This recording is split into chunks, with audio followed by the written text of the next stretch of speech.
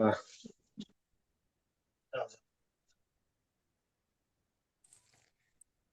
Baik, Bismillahirrahmanirrahim. Assalamualaikum warahmatullahi wabarakatuh.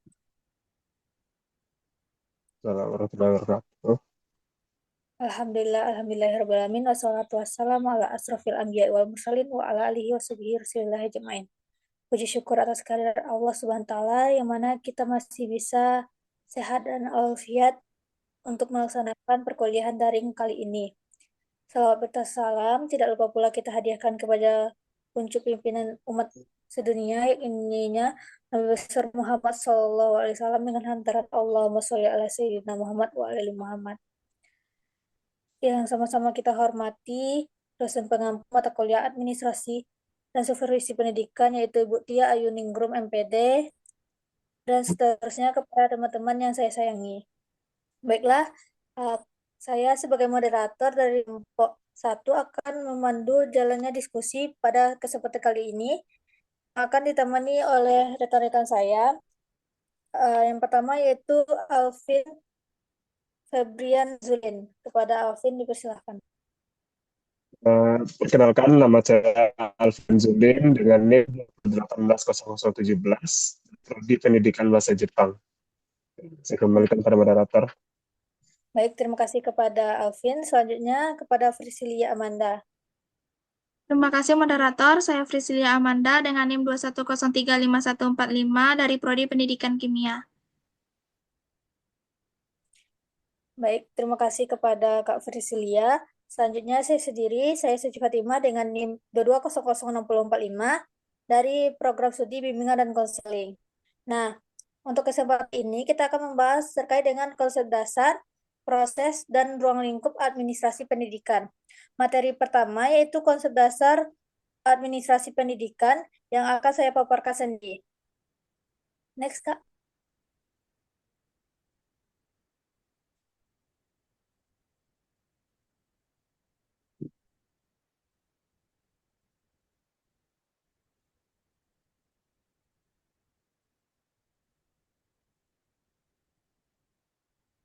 Nah, administrasi pendidikan terdiri dari dua kata, yaitu administrasi dan pendidikan. Secara etimologi, administrasi adalah mengabdi atau melayani secara intensif terhadap subjek tertentu. Nah, dalam lingkup ini berarti administrasi pendidikan pendidikan yang subjeknya adalah pendidikan. Nah, sedangkan pendidikan itu sendiri menurut Undang-Undang Sisdiknas nomor 20 tahun 2003 adalah usaha sadar dan terencana untuk mewujudkan proses belajar dan pembelajaran peserta didik agar dapat secara aktif mengembangkan potensi yang dimilikinya untuk memiliki kekuatan spiritual keagamaan, pengendalian diri, kepribadian, kecerdasan, akhlak mulia, serta keterampilan yang diperlukannya masyarakat serta dan bangsa dan negara. Nah, jadi menurut Purwanto dalam Fadhilah 2020, administrasi pendidikan adalah segenap proses pengarahan dan pengintegrasian segala sesuatu yang baik personal, spiritual, dan material yang bersangkut paut dengan pencapaian tujuan pendidikan.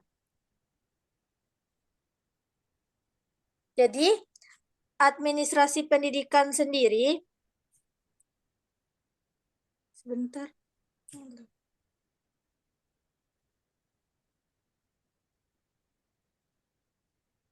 aduh ngelek, bentar Kak.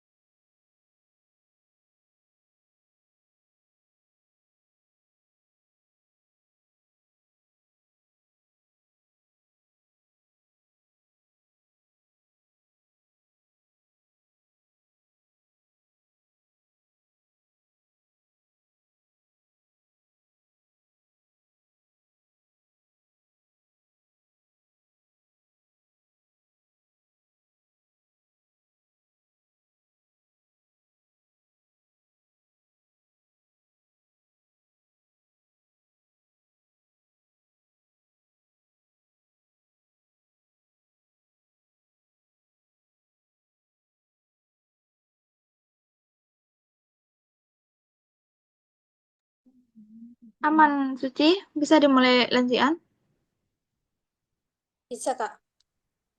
Oke, tunggu sebentar.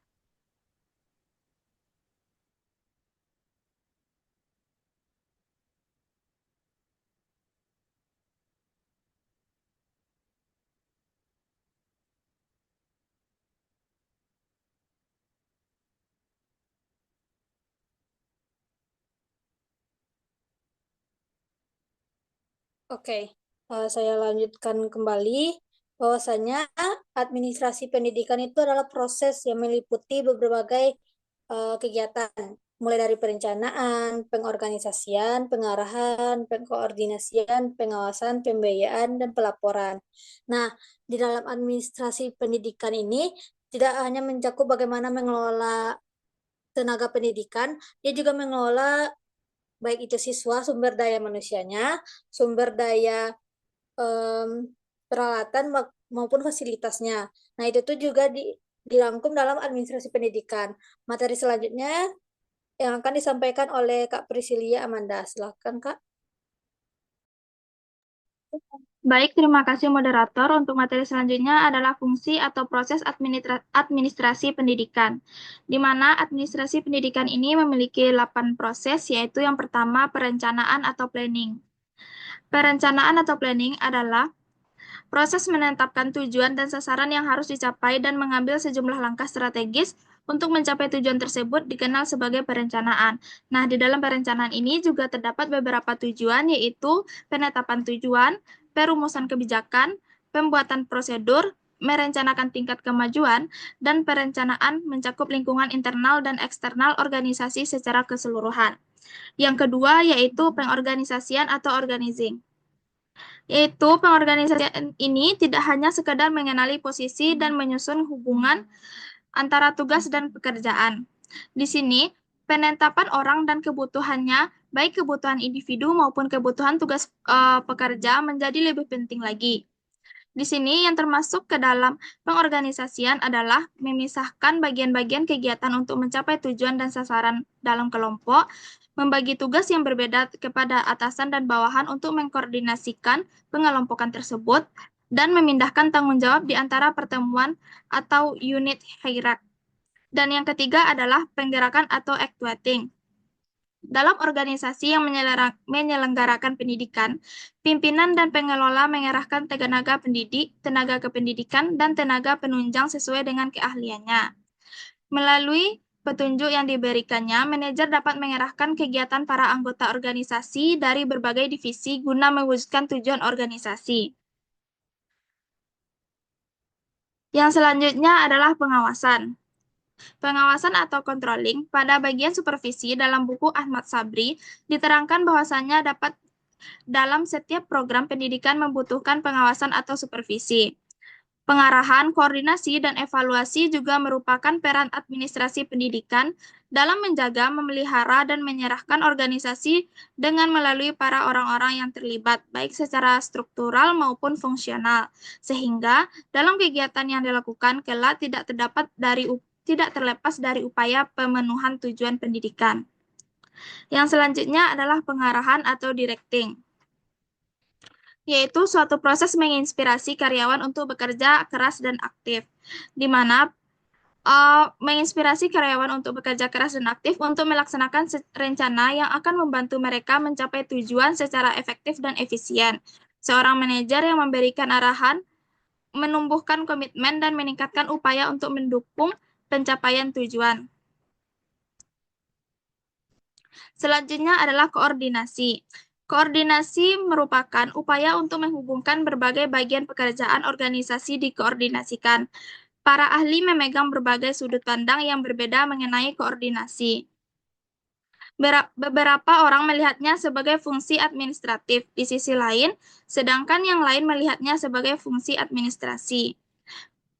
Mengingat untuk lembaga-lembaga pendidikan dapat dilakukan dengan berbagai cara, yaitu pertama, melakukan briefing. Yang kedua, mengkoordinasikan dan menyelenggarakan rapat kerja.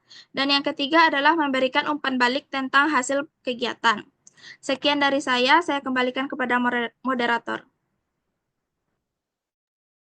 Baik, terima kasih kepada Kak Priscilia. Ya, selanjutnya materi yang terakhir yang akan disampaikan oleh Bang Alvin. Kepada Bang Alvin dipersilahkan.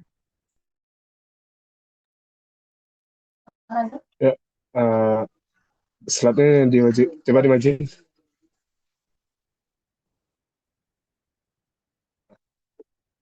Ya, berikut saya akan menjelaskan tentang fungsi atau proses administrasi pendidikan. Yang mana pertama adalah pelaporan atau reporting. Pelaporan manajer akan menggunakan hasil catatan tersebut untuk menulis laporan tentang apa yang telah dilakukan, sedang dilakukan, dan apa yang akan dilakukan untuk mencapai tujuan pendidikan. Laporan dalam administrasi pendidikan bertujuan untuk mendokumentasikan segala kegiatan dan pencapaian yang telah dilakukan. Laporan ini mencakup apa yang telah, sedang, dan akan dilakukan, sehingga dapat menjadi bahan evaluasi dan perbaikan ke depan. Selanjutnya, manajer pendidikan menggunakan hasil catatan ini untuk mengambil keputusan yang lebih tepat dalam pengelolaan pendidikan. Berikutnya adalah pendanaan atau budgeting. Pendanaan diperlukan untuk setiap kebutuhan organisasi, termasuk tenaga kerja dan sumber daya. Administrasi membutuhkan anggaran yang tepat untuk menunjang operasional lembaga pendidikan. Panduannya itu mencakup sebagai seperti ini. Yang ada pertama itu adalah gaji tenaga kerja, yaitu gaji guru, staf, administrasi, dan tenaga pendidikan. Selanjutnya adalah sumber daya pendidikan seperti buku, alat pembelajaran, dan teknologi. Yang ketiga adalah alat seperti fokus, alat seperti fasilitas sekolah seperti termasuk renovasi, pembangunan gedung, pengelolaan dana yang baik, dan memastikan pendidikan berjalan tanpa hambatan keuangan. Lanjut, slide berikutnya. Yang berikutnya adalah ruang lingkup administrasi pendidikan. Ruang lingkup administrasi pendidikan dibagi menjadi 7, yaitu yang pertama, manajemen administrasi untuk sekolah. Manajemen administrasi sekolah mengatur semua aspek administrasi di sekolah agar operasional berjalan lancar, termasuk pengelolaan jadwal kebijakan sekolah dan tata usaha. Yang kedua, administrasi personal sekolah dan guru. Administrasi personal sekolah dan guru mengelola tenaga pendidik dan kependidikan termasuk perekrutan, evaluasi, serta kesejahteraan guru dan staf. Yang ketiga, administrasi siswa. Administrasi siswa meliputi penerimaan siswa baru, pembinaan, dan pencatatan perkembangan akademik serta non-akademik mereka. Yang keempat, pengawasan administrasi kejaran, yaitu melakukan kontrol dan evaluasi terhadap kebijakan serta implementasi administrasi pendidikan. Yang kelima, pembuatan kurikulum dan pelaksanaan administrasi, menyusun dan menjalankan kurikulum yang sesuai dengan kebutuhan pendidikan dan kebijakan nasional. Yang keenam, pembangunan gedung sekolah dan perencanaan administrasi, mengelola infrastruktur pendidikan agar dapat mendukung kegiatan belajar mengajar secara optimal. Yang ketujuh, manajemen hubungan sekolah dan masyarakat, membangun kerjasama antara sekolah dengan masyarakat, orang tua siswa, dan pihak eksternal lainnya. Tujuan utama adalah untuk meningkatkan dukungan bagi sekolah serta meningkatkan mutu pendidikan. Dengan memahami fungsi dan ruang lingkup administrasi pendidikan ini, institusi pendidikan dapat berjalan lebih baik, efektif, efisien, dan berorientasi pada peningkatan kualitas pendidikan. Sekian penyampaian dari saya kembalikan kepada moderator. Baik, terima kasih kepada Bang Alvin. Itulah pemaparan materi dari kelompok 1. Salah dan maaf. Kalau ada salah, mohon dimaafkan. Wabillahi taufiq wal hidayah. Wassalamualaikum warahmatullahi wabarakatuh. Waalaikumsalam warahmatullahi wabarakatuh.